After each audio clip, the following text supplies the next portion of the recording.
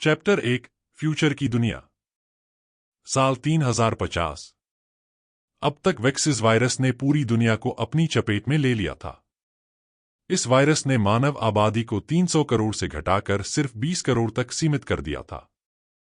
लेकिन जो लोग इस महामारी से बचने में सफल रहे, उन्हें प्रकृति ने एक असाधारण उपहार दिया। उनके जीन्स में बदलाव होने लगे, जिससे उन्हें नई शक्तियां प्राप्त हुईं। पर यह विकास इंसानों तक ही सीमित नहीं रहा। जानवरों में भी अजीब बदलाव आने लगे। वे पहले से कहीं अधिक खतरनाक और डरावने हो गए। कुछ जानवर इतने ताकतवर हो गए कि उनके शरीर पर बंदूकों और मिसाइल्स का भी कोई असर नहीं होने लगा। इन जानवरों ने अपनी नई ताकत के साथ इंसानों पर हमला किया और उन्हें मजबूर कर दिया कि वे अपने सुरक्षित ठिकानों की ओर पलायन करें और एक नया सुरक्षित बेस बनाएं। धीरे धीरे वे इंसानों को विलुप्त होने की ओर धकेलने लगे। पर जब सबने अपनी आखिरी उम्मीद भी खो दी थी, अचानक एक नई लाइफ फॉर्म सामने आई जो इंसानों से कहीं अधिक ताकतवर थी। इस नई प्रजाति ने जानवरों के साथ युद्ध किया और इंसानों को विलुप्त होने से बचाया। आज भी हम इन्हें वॉरियर्स के नाम से जानते हैं। साल 3075। वरीजिया सिटी ऑफ वॉरियर्स में स्थित अरोरा हाई स्कूल के कैंपस में एक छात्र उत्साह में चिल्लाता है, अरे यह तो अर्जुन है, वही एलीट स्टूडेंट।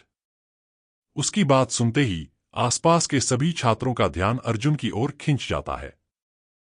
कुछ छात्र उसे आश्चर्य और सम्मान से देखते हैं, जबकि कुछ लड़कियां उसे प्यार भरी आंखों से देखती हैं।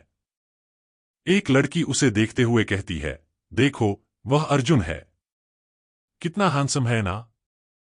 उसकी बात सुनते हुए दूसरी लड़की, जो अर्जुन को ध्यान से देख रही थी, जवाब देती है, सच में। हैंडसम होने के साथ साथ अब वो एलीट स्टूडेंट भी बन गया है। कितनी इंप्रेसिव बात है। वहीं दूसरी ओर अर्जुन इन सब बातों से अनजान, अपनी चिंताओं में खोया हुआ था। मात्र 18 साल की उम्र में एलीट स्टूडेंट का दर्जा हासिल करने के बावजूद उसके मन में अब भी कई सवाल थे और असली दुनिया की चुनौतियों के बारे में चिंता थी। तभी उसका दोस्त राज उसके पास आता है और उसे थपकी देते हुए हंसते हुए कहता है, इतनी जल्दी डोजो में एलीट स्टूडेंट बनकर कैसा लग रहा है। अर्जुन मुस्कुराते हुए जवाब देता है, मैं अभी भी बस एक एलीट स्टूडेंट ही हूं। असली दुनिया में मेरी कॉम्बैट स्किल्स शायद एक वॉचमैन से भी कमजोर हो सकती हैं। राज हंसते हुए कहता है, पर यह फिर भी तुम्हारे लिए बहुत बड़ी बात है। आखिर तुम्हारी उम्र में भला कौन इतनी आसानी से एलीट स्टूडेंट बन जाता है। उसकी बात सुनते हुए अर्जुन हल्की मुस्कान के साथ जवाब देने ही वाला था कि अचानक उसकी नजर स्कूल यूनिफॉर्म में खड़ी ईशा पर पड़ गई। अर्जुन की नजर जैसे ही ईशा पर पड़ी, वह मानो वहीं ठहर गया। ईशा के लंबे घने काले बाल उसकी कमर तक बिखरे हुए थे, जैसे किसी रेशमी पर्दे ने उसे घेर लिया हो। उसकी आंखें गहरी और चमकदार थीं, जो किसी रहस्य से भरी हुई लग रही थीं। उसकी हल्की सी मुस्कान, जो होठों पर ठहरी हुई थी, अर्जुन को अंदर तक छू गई। वह उसकी खूबसूरती में खोसा गया, मानो उसके चारों ओर की सारी दुनिया थम गई हो। ईशा के चलते ही उसकी बालों की लहराती चादर हवा में हौले से झूल गई और अर्जुन उसकी हर अदा पर बस देखता ही रह गया। उसकी शालीनता और मासूमियत ने अर्जुन के दिल की धड़कनें तेज कर दीं। उसे एहसास ही नहीं हुआ कि वह कितनी देर से ईशा को निहार रहा था। राज ने यह सब नोटिस किया और अर्जुन की ओर देखकर हंसते हुए कहा, भाई जब इतना ही प्यार है दिल में तो उसे बता क्यों नहीं देते। अर्जुन राज की बात पर हल्का सा मुस्कुराया और जवाब दिया, नहीं, अभी सही समय नहीं आया है। राज फिर से हंसी में कहता है, तू तो बस समय का बहाना बना रहा है। दिल की बात कभी सही समय पर नहीं होती, उसे बस कह देना चाहिए। अर्जुन ने हल्के से सिर हिलाया और गहरी सांस लेते हुए कहा, मैं वॉरियर बनने के बाद ही अपने दिल की बात उसे बताऊंगा। उससे पहले मेरे पास ऐसा कुछ नहीं है जिससे मैं खुद को उसके काबिल समझ सकूं। राज उसकी बात सुनकर चौंकते हुए बोला, वॉरियर? ये कुछ ज्यादा बड़ा नहीं हो गया? जानता है न हर साल 2 लाख बच्चों में से सिर्फ एक ही वॉरियर बन पाता है। ये कोई आसान काम नहीं है। अर्जुन ने शांत स्वर में जवाब दिया, इसीलिए तो मैंने अपनी फीलिंग्स को अपने दिल में दबा रखा है।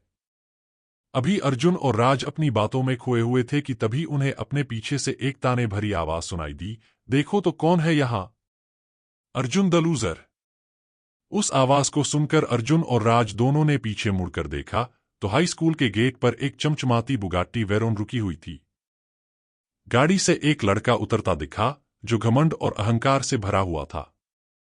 उसने महंगे कपड़े पहने हुए थे और उसकी चाल से ही उसकी रईसी झलक रही थी।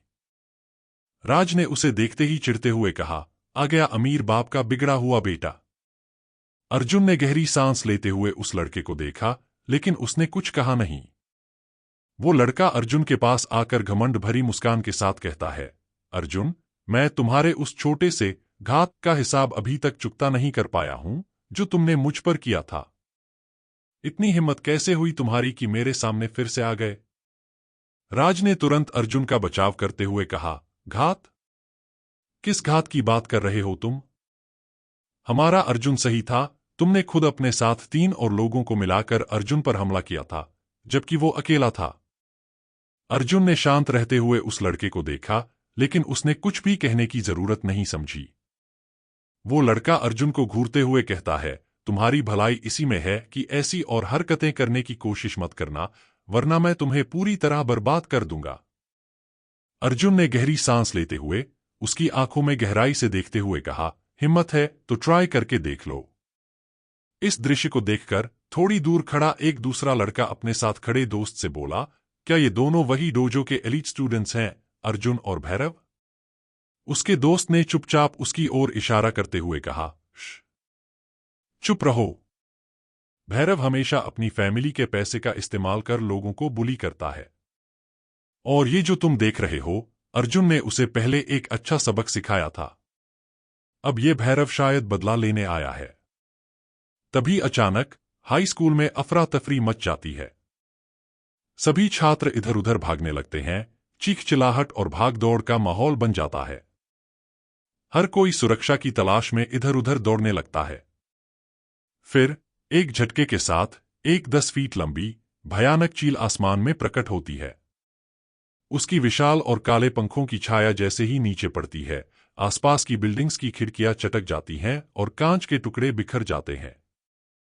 चील की गहरी और डरावनी चीख से हवा में कंपन हो जाता है और उसकी मौजूदगी से इमारतें हिलने लगती हैं। तभी एक लड़की चिल्लाते हुए कहती है, ओह माय गॉड, ये तो फाल्कोनर है। तभी अर्जुन भी बड़े गौर से उस चील को देखते हुए सोचता है, माना जाता है कि यह चील साउंड की पीक से ट्रेवल कर सकती है। हालांकि सिटी के ऊपर एक बैरियर लगा हुआ है, पर इसकी रफ्तार को देखते हुए अगर यह चाहे तो इसके लिए अंदर आना कोई बड़ी बात नहीं है। तो कैसे निपट पाएगा अर्जुन फाल्कोनर से, या फिर वो और उसके साथी मारे जाएंगे फाल्कोनर के हाथों? क्या अर्जुन कर पाएगा अपना सपना पूरा?